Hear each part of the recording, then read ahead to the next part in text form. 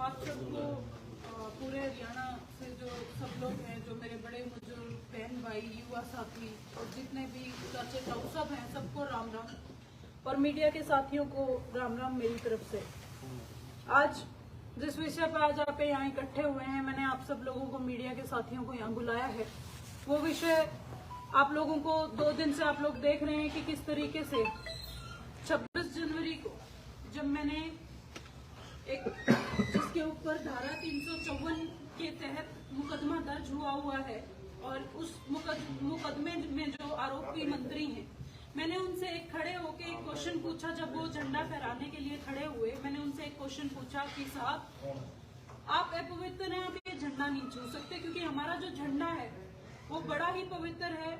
उसमें हमारे सैकड़ों लाखों हमारे जो शहीद हुए हैं, जो हमारे फ्रीडम फाइटर्स रहे हुए हैं, भगत सिंह जी का खून है और सारे हमारे फ्रीडम फाइटर्स का खून है। हम सब लोगों ने देखा कि किस तरीके से उनको सरकार ने ये ड्यूटी दी कि वो झंडा फहराए, लेकिन मेरे नजदीक वो बात हमारे उन फ्रीडम फाइटर्स की, हमारे उन देशभक्तों की तौहीन है, हमारे झंडे की तौहीन है। मैंने उनसे एक बहुत सेफ डिस्टेंस पे खड़े होकर एक क्वेश्चन पूछा था कि आप अपवित्र हैं, आप इस झंडे को नहीं फहरा सकते, नहीं छू सकते, ये आपका राइट नहीं है।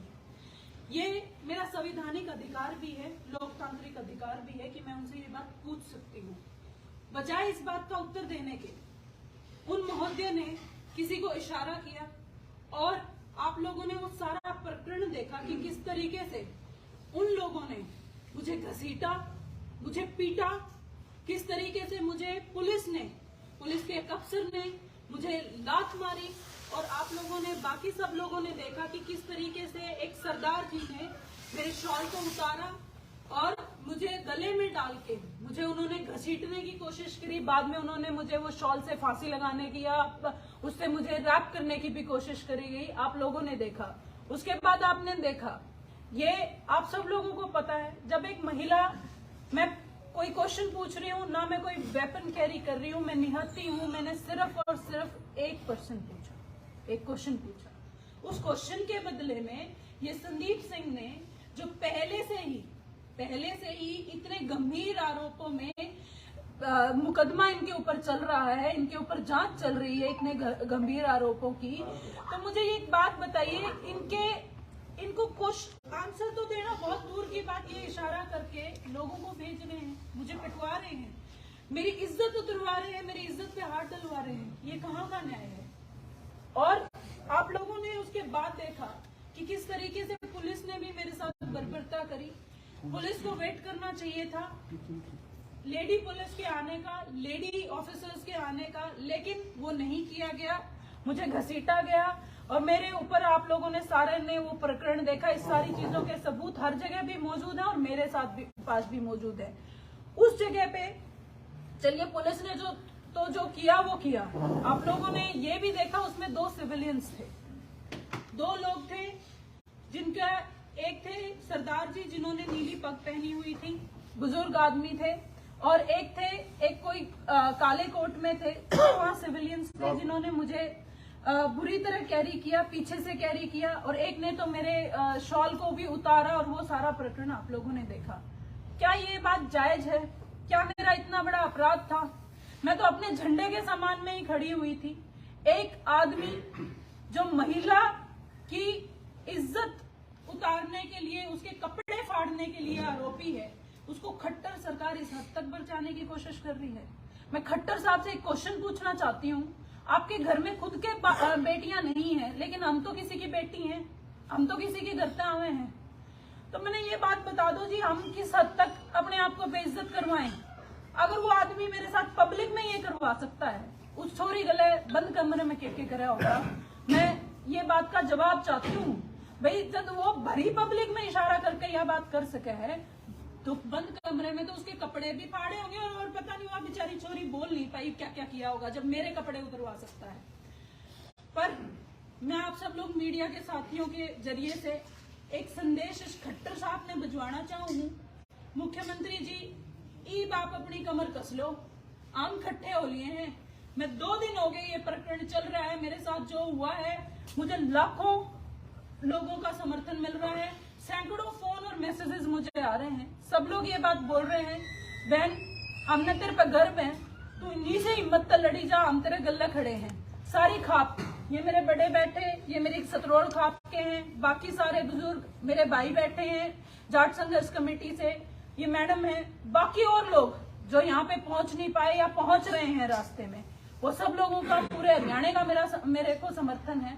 और रही बात इस चीज की, हमारा तो जी विश्वास उठ लिया है, हरियाणा सरकार पे तय, इस प्रशासन पे तय, ईब या लड़ाई हम अपने तरीके से लड़ेंगे, या लड़ाई अब हम अपने सामाजिक तरीके से लड़ेंगे। और ईब इस लड़ाई में आज से या 26 जनवरी से ही इस लड़ाई में कोई पीछे देखने की बात रह नहीं गई है। और एक बात मैं आप लोगों की नॉलेज में भिजवा दूं, कल से खट्टर साहब के ऑफिस से मुझे एक पुलिस वाले की ड्यूटी लगाई गई है। लगभग 2 लोग हैं जो SHO रैंक पे हैं, बार बार मेरे रिश्तेदारों को फोन कर रहे हैं, उन्हें डराने धमकाने की कोशिश कर रहे हैं। ये बोल रहे हैं कि खट्टर साहब के ऑफिस से हमें साफ साफ आदेश है कि इस लड़की को बोले इस लड़ाई से पीछे हट जाए, नहीं तो इसकी जिंदगी खराब कर देंगे, इसको देशद्रोह के केस में अंदर डाल देंगे, और मैं इस देशद्रोह में अंदर डाल के इसको सारी जिंदगी छिड़वाएंगे, इसका करियर नहीं बचेगा, इसका कुछ नहीं बचेगा। खट्टर साहब, मैं तो डरती नहीं, ना मेरा आगे और ना मेरे पक्ष की में, मैं कल ही हूँ, मेरा जो सा बिगाड़ना है बिगाड़ लिया, मेरा समाज, मेरा हरियाणा आप देख लेगा। और या मेरी कल्ली की लड़ाई नहीं है, हमारी बाण गला आपने बंद कमरा में क्या करा, वैसा ही आपने मेरे साथ भरी पब्लिक में करा है। ईब हम पीछे नहीं हटेंगे, ना आपकी धमकियों से डरेंगे। आप मुझे साथियों एक बात बताइए, क्या मेरा कसूर देशद्रोह के अंदर आता है? मैं तो एक आदमी से एक क्वेश्चन पूछ रही हूँ जो इस लायक नहीं है कि उस झंडे को हाथ लगा सके, वो झंडा कैसे फहरा सकता है? सरकार उसकी ड्यूटी कैसे लगा सकती है? और रही बात इस चीज की, जब मुझे घसीट रहे हैं, वो उनका अधिकार बनता है वहां पे उस समय पे कि वो राष्ट्रगान ना बुझवाएं। उसी दौरान मुझे पीटा जा रहा है, मुझे घसीटा जा रहा है, वो राष्ट्रगान बुझवा रहे हैं, वो राष्ट्रगान की तौहीन कर रहे हैं। वो तौहीन कर रहे हैं या मैं तौहीन कर रही हूँ? देशद्रोह किस पे लगना चाहिए? उन पे लगना चाहिए, मुझ पे लगना चाहिए? मैंने सिर्फ और सिर्फ एक सवाल पूछा था, और वो सवाल आज से लेके मैं हर उस दिन तक पूछती रहूंगी जिस दिन तक इस आदमी का इस्तीफा नहीं हो जाएगा। इस आदमी को इस्तीफा देना पड़ेगा। इस आदमी ने हमारी एक बहन की इज्जत पे हाथ डाला है, और भरी पब्लिक में हजारों लोगों के सामने मेरी इज्जत पे इन्होंने हाथ डलवाया है। इनके इशारे पे मेरे साथ ये सब कुछ हुआ है। मैं इतना ही कहना चाहती हूँ, और मैं सारे मेरे हरियाणा के जितने भी बड़े बुजुर्ग हैं, भाई बहन हैं, सब स्पेशली लड़कियों से हाथ जोड़ के एक विनती करना चाहूँ कि बहनों इकट्ठी हो लो। और ये सारे जो मेरे खाप वाले बड़े बुजुर्ग हैं, तमने कहा है हम आगे चलन लग रहे हैं, तम देख लियो, या लड़ाई ने उरे मत रुकने दियो कदे, या उरे रुक जावे, पर मैंने नू लागे तारा सारा का जुकर मैंने साथ मिलने लग रहा है, आगे भी मिलेगा, और मैं इस लड़ाई ने आखिरी दम तक लड़ूंगी।